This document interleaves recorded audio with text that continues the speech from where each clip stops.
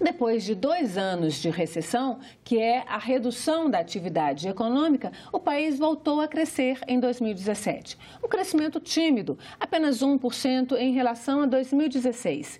Mas o que isso significa para o cidadão comum? O que representa no nosso bolso? Quem fala sobre isso na Agenda Econômica de hoje é o professor de Finanças da Universidade de Brasília, Bruno Vinícius Ramos Fernandes. Bruno, muito obrigada pela sua presença aqui na Agenda Econômica. Olá, Antônia. Eu agradeço o convite. Então, a gente sempre ouve falar, né? Todo mundo já ouviu falar, o PIB subiu, o PIB cresceu, o PIB está igual, a agricultura avançou e por isso o PIB avançou também. Então, mas no bolso do cidadão, é claro que o cidadão sente, né? Mas como é, eu queria que você explicasse para a gente exatamente essa correlação, né? E para a gente começar a explicar de uma forma bem didática, bem professoral, como você está acostumado para os seus alunos, o que é exatamente o PIB? É a soma de todas as riquezas? O que é? Explica para a gente direitinho o que é o PIB. De uma maneira bem didática, a gente pode separar o PIB em duas facetas, o lado da oferta e o lado da demanda, né? Então, o lado da oferta, ele apresenta toda a produção do país em diversos segmentos, inclusive serviço, indústria, no campo, né, no agronegócio. E do lado da demanda está vinculado o consumo das famílias, a demanda por investimentos, etc. Então, esse intercâmbio aí que faz com que o país produza e gere riquezas ou não? Isso. Então, nós temos uma relação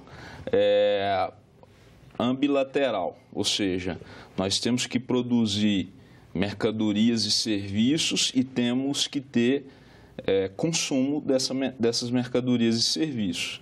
Então, não adianta também um desses lados andar sozinho. As coisas têm que ser equilibradas para que a gente tenha crescimento constante e de longo prazo. Mas aí, quando você fala na questão do consumo, a gente tem o consumo interno, né, que é o que nós cidadãos podemos consumir, podemos comprar, e você tem a exportação.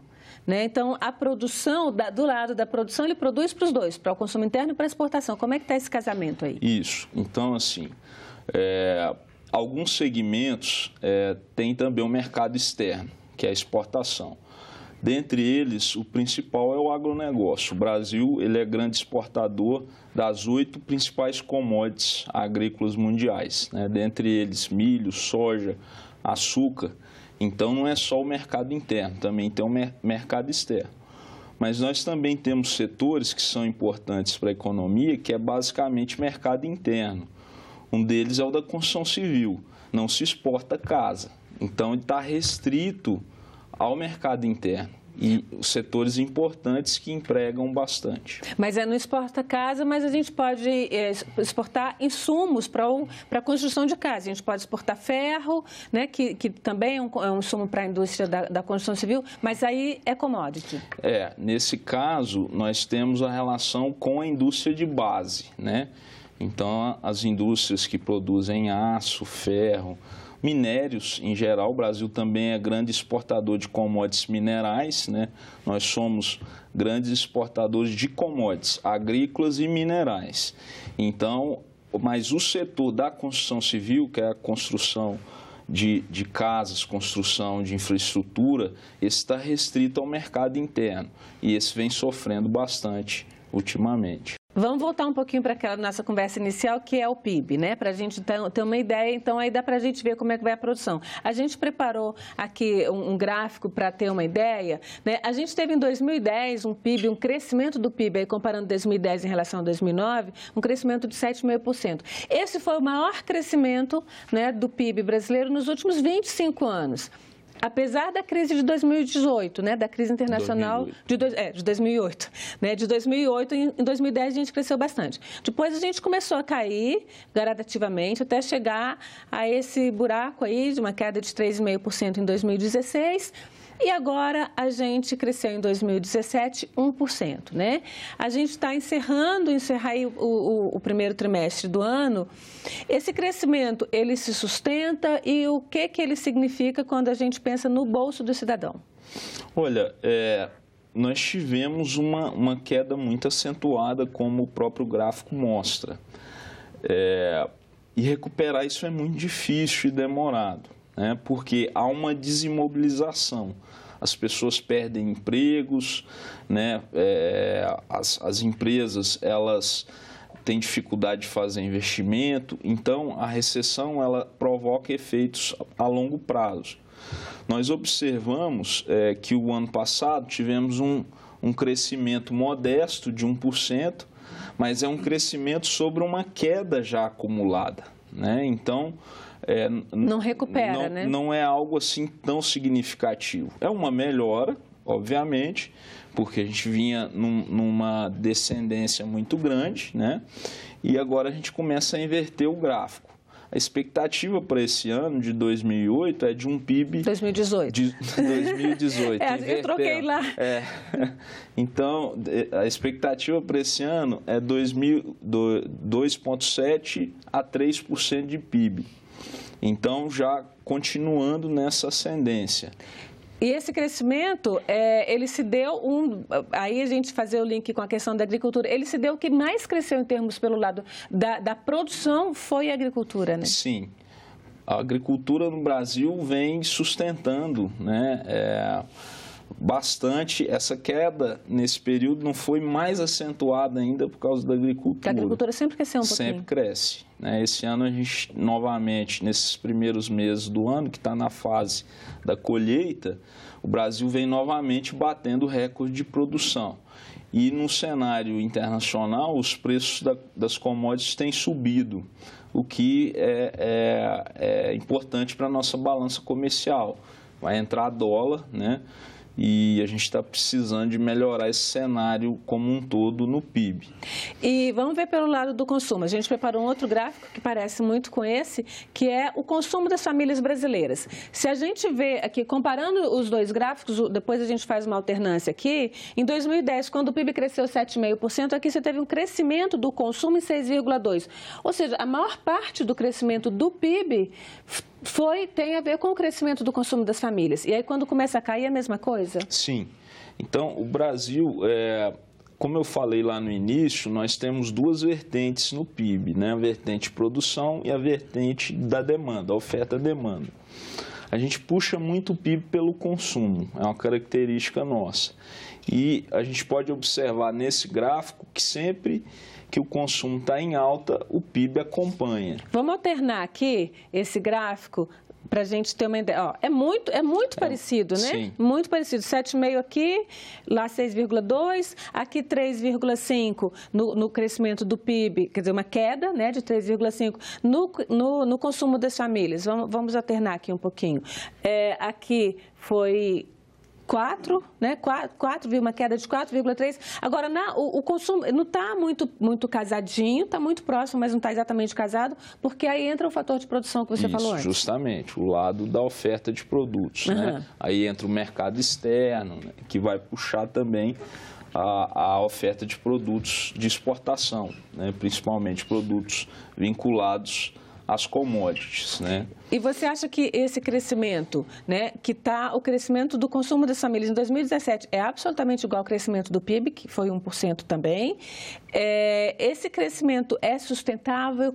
O que a gente espera, de verdade, para esse restante de ano, num ano que é um ano complexo, né, que é um ano de campanhas eleitorais, de eleições praticamente gerais, quase, né? Isso. O ano passado, nós tivemos uma variável que explica bastante esse crescimento do consumo, né? Que obviamente impactou no PIB, como nós vimos no gráfico anterior, que foi a liberação dos recursos do FGTS inativo. Então, as pessoas passaram a ter uma condição de pagar dívidas, né, aquelas que estavam desempregadas, ou mesmo de montar algum negócio, né, porque sempre ocorre na economia doméstica, as pessoas perdem emprego, começa um negócio dentro de casa mesmo, produção de alimentos. Tem que sobreviver, né? Tem que sobreviver. Então, a liberação dos recursos do FGTS no ano passado teve um impacto significativo com relação a essa questão do consumo, né? Então, a gente tem um outro gráfico, que é até para ilustrar mesmo, que é exatamente o que impactou essa melhora no consumo das famílias, né? A gente teve a inflação em 2017, foi mais baixa, né? A gente teve uma deflação quase, na verdade. No crédito, como é que foi o impacto de cada um desses itens aqui no consumo da família? Porque emprego foi terrível, desemprego foi terrível, né? Sim. Olha, o que acontece? Assim como no PIB, a inflação ela tem os dois lados, oferta e demanda. Né? Então, se a gente tem uma oferta grande de produtos, os preços tendem a cair. Se a gente tem uma demanda fraca, os preços também tendem a cair. Então, a queda na inflação se deu principalmente pela queda na demanda. As famílias deixaram de consumir. Então, os preços naturalmente caíram. O desemprego aumentou, então teve esse contexto. Não foi uma queda na inflação em função do aumento de produção, ou seja, a gente não teve mais oferta de produtos a nível geral. Se a gente pegar em termos de bens de consumo mesmo, bens de produção, inclusive teve uma queda também. Justamente. Né? A indústria vem sofrendo nesse período, principalmente a indústria de materiais básicos. Né?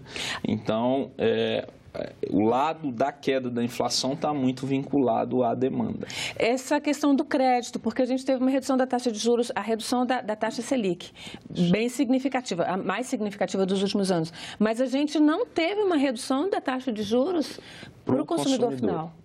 Por que isso é tão descasado? O que acontece? A queda na taxa básica de juros, ela está vinculada principalmente à questão da inflação. Nós podemos relacionar essa diminuição na taxa de juros à diminuição da inflação. O Banco Central, na política monetária, o principal balizador da taxa de juros, que o Copom avalia, é justamente a inflação. Como a inflação vem caindo, também houve o corte na taxa básica de juros. Só que isso não chegou na vida real de uma forma tão significativa. Porque para compor a taxa de juros bancária, existe um spread, né?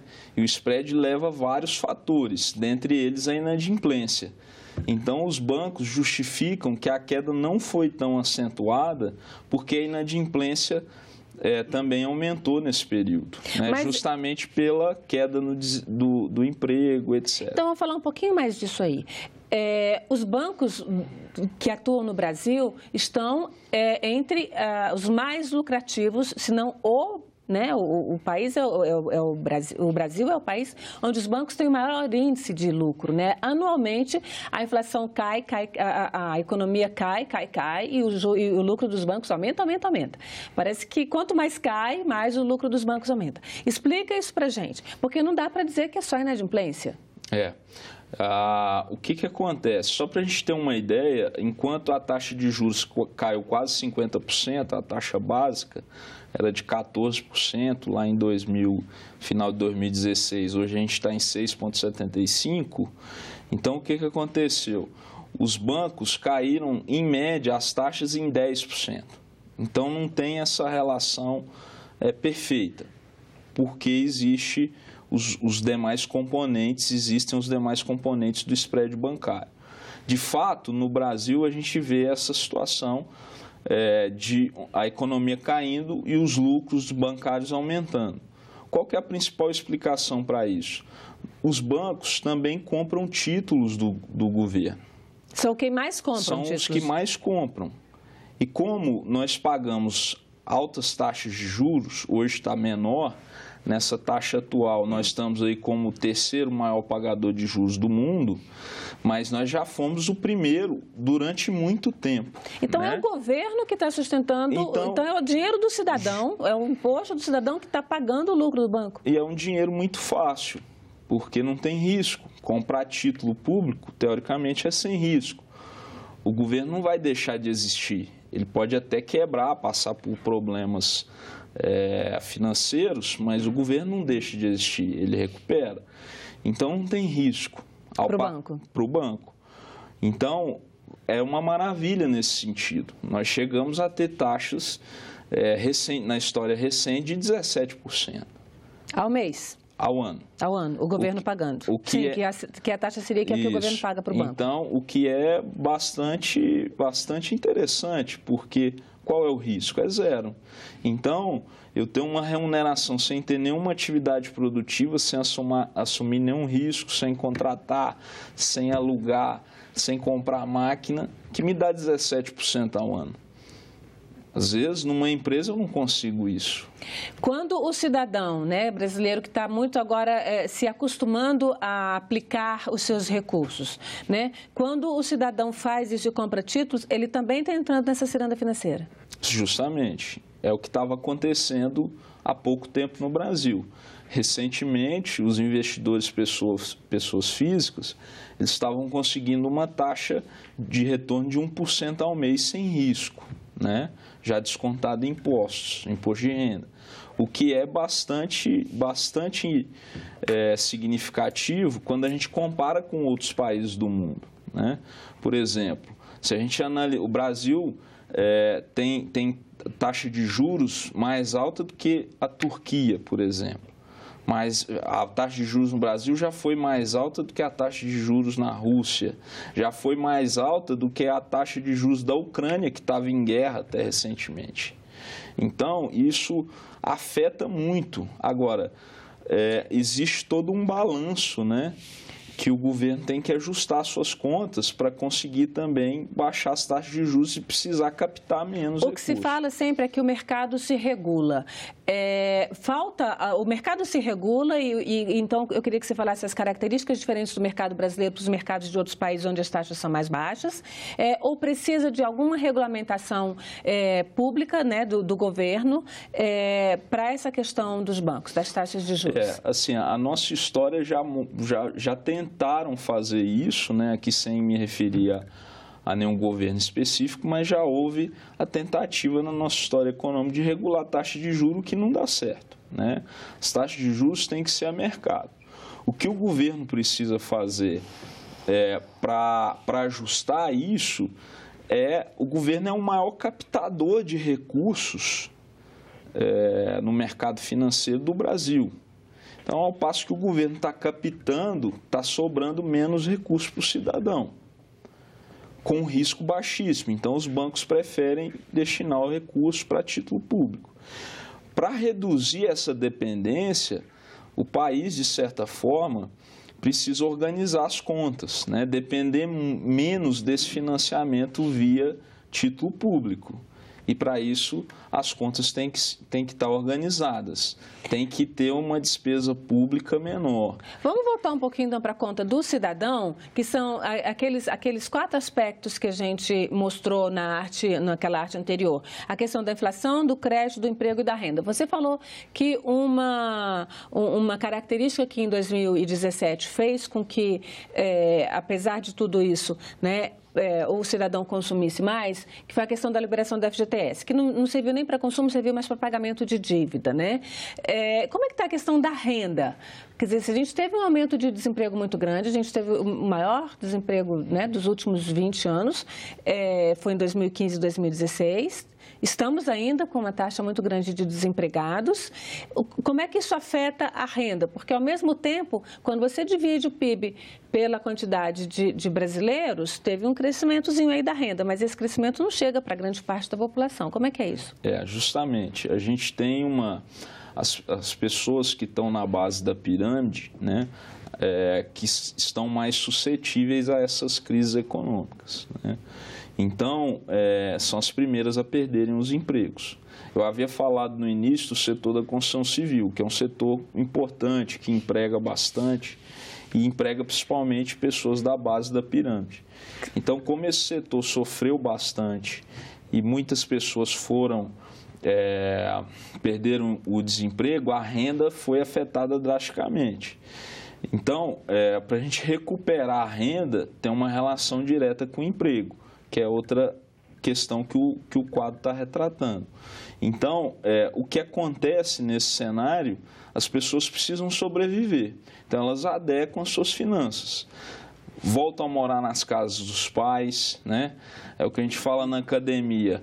Tem crise financeira, aumenta a barraquinha de cachorro-quente. Então, o cara começa a trabalhar como autônomo, principalmente nesse segmento de alimentação, que é de fácil entrada, vai vender cachorro-quente, vai vender marmita, então ele tem que se ajustar. Então é um sinal de que a economia não está bem. Então, na academia, a gente usa esse termo que é bem... A gente consegue ver bem na rua isso, né? Quando a economia não está bem, toda esquina tem alguém vendendo alguma coisa que fez em casa, né? Principalmente no setor de alimentação.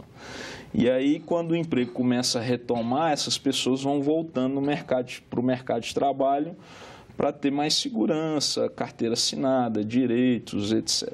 E naquele gráfico anterior lá, na questão do crescimento do PIB de 1% em 2017, você falou que... E o mercado, né, quando a gente fala o mercado, na verdade, são os bancos, os analistas financeiros, falam de um crescimento que pode chegar até 3% agora em 2018. Então, esse crescimento é sustentável e ele vai se refletir em aumento de emprego, ou seja, vai chegar para o cidadão comum? Olha, como é um ano de eleição, a gente tem um impacto das eleições na economia, até porque há um gasto, né, com propaganda eleitoral, um gasto com militância política, etc. Isso não reflete muito em emprego formal, são empregos temporários, né? E aliado principalmente a essa situação, onde nós estamos tendo um crescimento muito forte no agronegócio, é onde vai puxar mais o PIB. O crescimento no agronegócio, a indústria melhorou do ano passado para cá, também aumentou algo em torno de 1,5% ao ano, e agora a gente tem essa influência dos gastos com a política que, de certa forma, acaba afetando, sim, a economia. Então, é uma coisa muito sazonal, para usar uma expressão da economia. Isso acontece agora? Acontece agora. O ano que vem, a gente deve ter um crescimento mais moderado. Então, né? Apesar da crise, a gente cresce mais agora do que... Então, a expectativa para 2019 é voltar a ser um ano difícil. Difícil, porque vai entrar... Mais desemprego, então? Vai entrar um novo governo, né? A gente não sabe o que vai acontecer. Essa questão política tem afetado muito a economia, né? Então, a percepção de risco do Brasil tem aumentado muito em função dessa dificuldade que nós temos vivido na política nacional. Então, a gente não sabe muito o que vai acontecer o ano que vem. Não vai ser um ano fácil, até porque se entrando um novo governo, são novos ajustes, nova equipe econômica, novas políticas nacionais, e aí isso demora para fazer efeito, né? Então, o ano que vem não deve ser um ano tão bom que a gente possa esperar uma retomada do emprego, uma retomada da condição de crescimento. Mas a gente continua crescendo. Na brincadeira do ovo e da galinha, o que é o ovo, o que é a galinha no Brasil, na economia? A economia influenciando a política ou mais a política usando os argumentos econômicos para seus ajustes? A gente, como o Brasil é um país que depende muito do governo na área de investimentos, né? Aquilo que a gente já tinha comentado. O Brasil tem um governo muito grande, né? Que atua em vários segmentos, né? E às vezes há essa interface muito forte com a economia. Nós temos várias empresas públicas que atuam em segmentos estratégicos. Então, qualquer crise política afeta a base da economia em função dessas questões todas. Então, assim, na brincadeira do ovo e a galinha, a política puxa, sim, a economia. Se a gente tiver com a política estabilizada, as reformas necessárias sendo feitas para passar segurança, reduzir risco, a economia vai reagir de imediato. Então, os políticos têm que ser muito conscientes dos seus atos. Com certeza. Porque vai dar no bolso do cidadão. Vai dar no bolso do cidadão. Então, nós precisamos de ter essa estabilidade política, né? Estabilidade das instituições. É isso que impacta mais diretamente no crescimento, porque as pessoas ficam mais seguras para consumir, as pessoas ficam mais seguras para investir. Então, é a questão de risco e segurança. O que a gente pode deixar de conselho, que você pode deixar de sugestão para o cidadão brasileiro para se preparar para esse próximo ano, ou esses próximos 2 anos? Eu acho que o brasileiro já está bem escaldado, né? Com essas situações todas que a gente vem passando aí nos últimos 4, 5 anos de dificuldade. Então, a maioria das pessoas já tem aquela preocupação maior de poupança. O Brasil é um país que, historicamente, poupa pouco. Se a gente comparar com os BRICS, que são países semelhantes aos nossos, né? Rússia, Índia, China e África do Sul, o Brasil é o que menos poupa. Na China, eles têm uma poupança de algo em torno médio de 30%. No Brasil, a gente não chega nem a 5% de poupança, né? Então, a gente não tem muito essa cultura da poupança.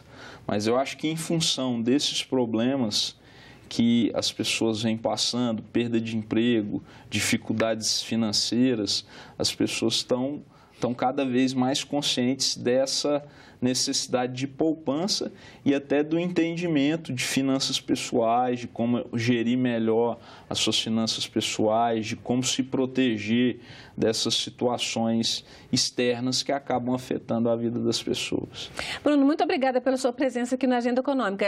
A gente vai montar então com você um programa como proteger suas finanças pessoais. Tá ok, muito obrigado, eu agradeço pela oportunidade. E agradeço também a você, telespectador, que nos acompanhou até aqui. Se quiser indicar esse programa para alguém, acesse nossa página na internet, senado.leg.br/TV. Estamos também no canal do YouTube.